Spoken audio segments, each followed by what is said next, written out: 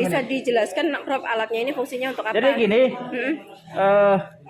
saya coba mengkuantifikasi ya supaya ada indikator nanti yang jadi itu seperti apa. Kami sudah pernah pakai pH.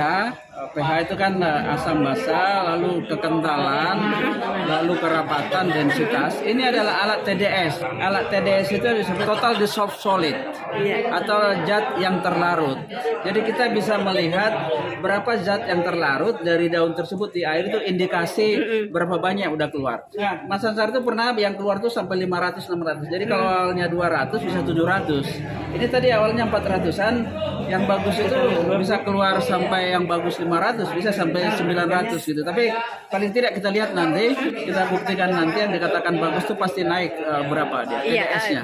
Total dissolved solid. 985. Wah. Berapa Prof? Bisa ditunjukkan Prof? Berapa Prof? Hampir 1000 ya. 95. Oh, ini 957. Ini terkait air yang dipakai dengan biosaka ya. Ini jangan ngomong saya, petani-petani. Kalau saya itu sudah bisa membuat biosaka dengan air laut. Tapi ternyata ketika petani yang membuat itu sulit untuk mengkondisikan air laut. Saya menggunakan air laut, pH-nya juga bisa netral. Nah, mohon maaf, Prof, saya juga pernah membuat biosaka. Saya kasih oli maupun minyak goreng, semuanya larut sempurna. Olinya pun bisa larut sempurna. Jadi kalau untuk petani, saya pikir gunakan pH yang kira-kira bagus, ya. Asam nggak apa-apa lah. Yang penting jangan salinitas tinggi atau yang kadar garamnya tinggi. Biasanya petani akan kesulitan untuk mencapai homogen.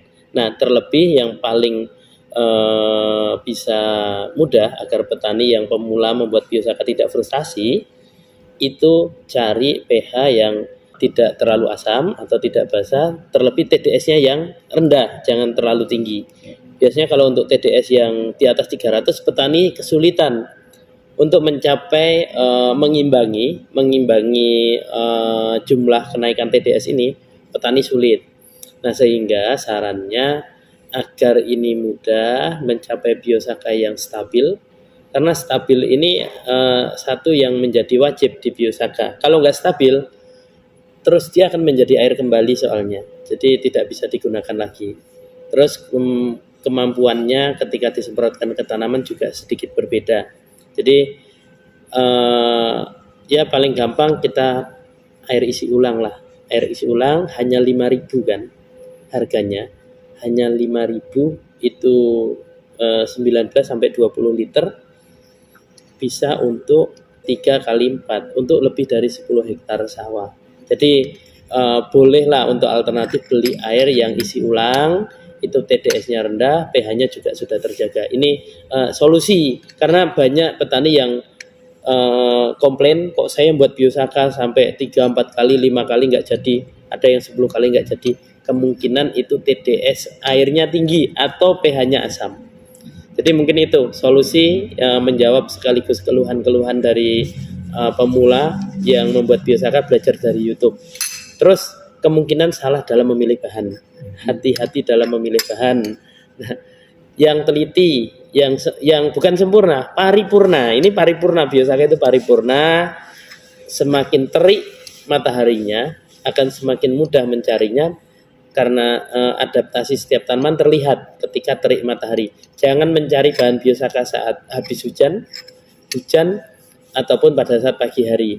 Jadi semakin terik semakin bagus, semakin ekstrim dia tumbuh, tempat bahan biosaka akan semakin bagus pula kualitasnya biosaka. Ini syarat-syarat yang nantinya akan mempermudah petani membuat biosaka. Mungkin itu.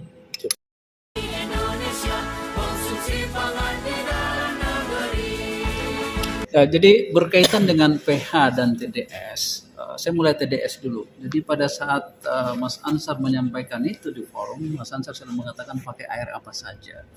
Karena pada level Mas Ansar dia sudah bisa menggunakan air apa saja. Tapi saya menemukan dan saya harus datang ke NTB karena seorang petani menggunakan air laut.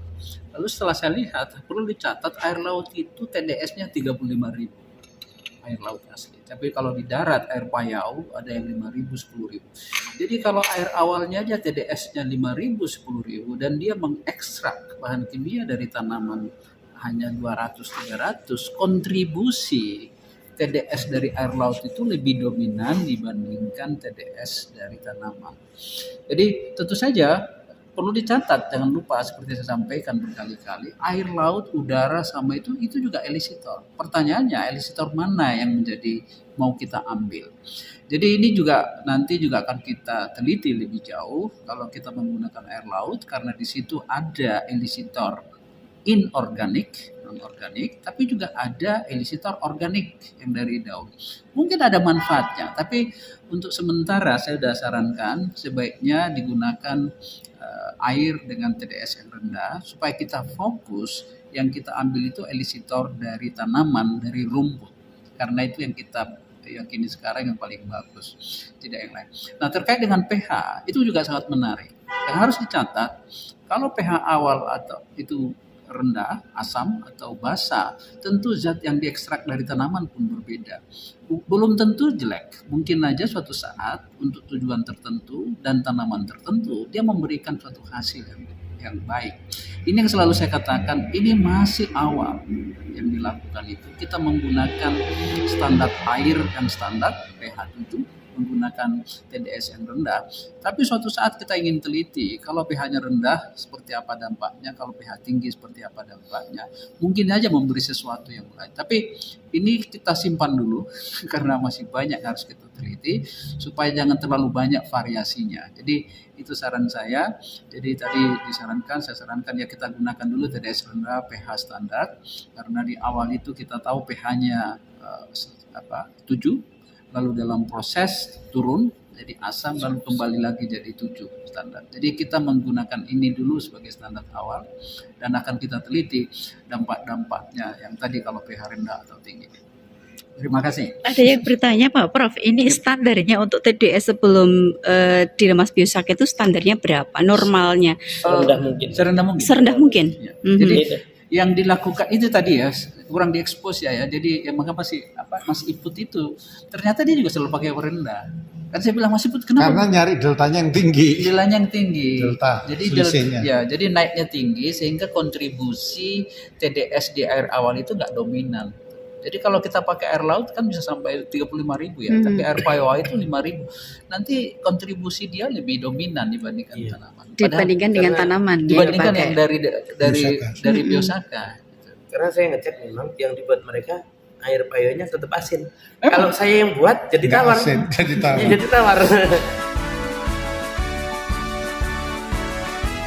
Jadi sesuai arahan Bapak Menteri, saya selalu di-challenge bagaimana untuk terus berimprovisasi, inspirasi, kreatif, dan saya ketemu ilmunya itu bersama didukung Pak Ansar, Pak Prof Manurung di sebelah saya ini. Nah, ini ketemu bagaimana mempraktekkan ke lapangan dan ini sesuai pesan-pesan Pak Menteri, hari esok harus lebih baik dari sekarang dengan penuh inovasi dan teknologilah yang bisa menggeser kurva fungsi produksi. Kita kolaborasi bersama-sama, bergerak bersama petani untuk meningkatkan kualitas dan kuantitas apa yang kita hasilkan.